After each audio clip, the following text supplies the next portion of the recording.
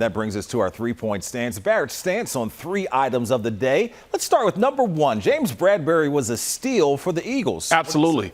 We're talking about a guy who was the top cornerback in free agency last week, going into this week. And he has all the intangibles that you want to bring into this type of offense. He could be a shutdown corner. He can go out there and play zone.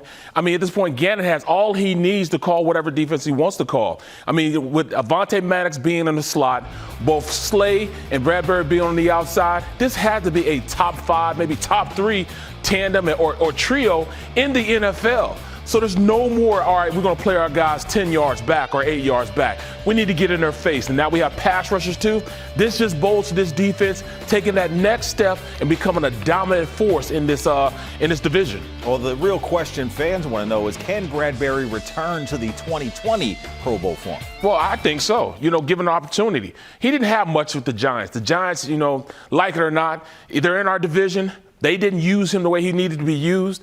I just think that he's going to turn the corner. Sometimes new scenery, new coaching staff, new guys tell him what to do. A new system will help a player out.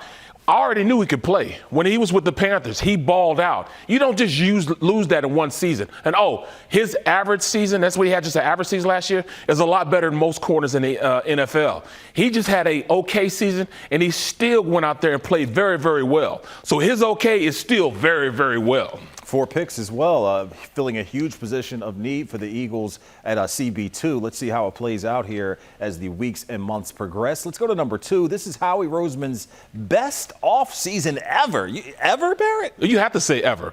I mean, 2017, he did. He went out and got some great players. Got Alshon, but these guys he got, I mean, these guys can play. They just fit the scheme and the situation. Absolutely. A lot more, you got White, you got Hassan Reddick, I mean, they have everything that you want. I mean, look at this. Jordan Davis in the draft. We didn't even talk about the draft. Right. I mean, 2017 draft, they didn't do too well at all. You know what I'm saying? I mean, they did okay. They got, Derek Barnett. But look what they have here. Jordan Davis, Cam Jurgens, Nakobe Dean. All 3 of those guys can contribute. I think Jurgens is going to take a little while. But look at the veterans they got. A.J. Brown, Hassan Reddick, Kazir White. Now James Bradberry. He's definitely got to walk around and strut a little bit.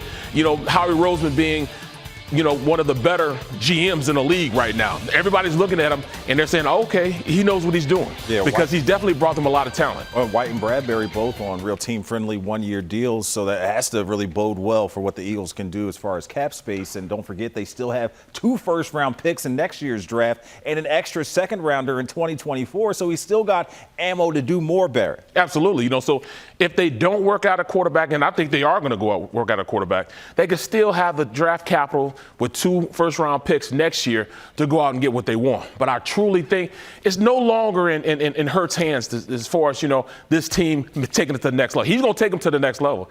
It's now in Gannon's court. He's got to volley up. He's got to play, You play tennis, pickleball or something? Oh, yeah, I play a little tennis, That little forehand looked pretty good. But let's go to your third and final stance. Oh, the backhand, too. The Eagles' defense is going to be elite. You're expecting big things from this team. I absolutely do. They got pass rush. They got a double-digit sack guy in Hassan Reddick. Mm-hmm. They got the guys up front. If they want to run a 30 front, they want to run a 40 front, even a 50 front. They can put as many guys they want on the defensive line, and these guys can go out there and play. Fletcher Cox on the outside.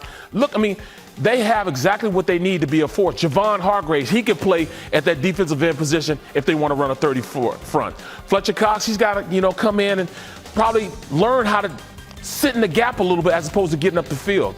Brandon Graham, he's going to be forced to go out there and play on 3rd downs now. He didn't have to go out there and play on 1st and 2nd down anymore. They have enough horses now that they can keep guys going in. Quality. Josh Sweat just got a new contract. He's going to go out there and have something to prove.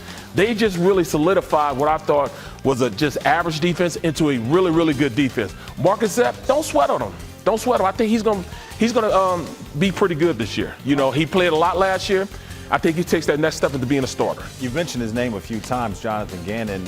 He seems to have ambition, though. And the defense, if they are elite, is he still here beyond 2022, or is he a head coach elsewhere? Well, there's obviously a problem. The defense was average, and they were still knocking at his door, interviewing for head coaching jobs. Right. Gannon's going to be a commodity because from what I see, the players he's gotten, they're going to be pretty good, so they might be banging down the door for him. We'll see. Eagles fans hoping that the proof is in the pudding and they can live up to the expectations.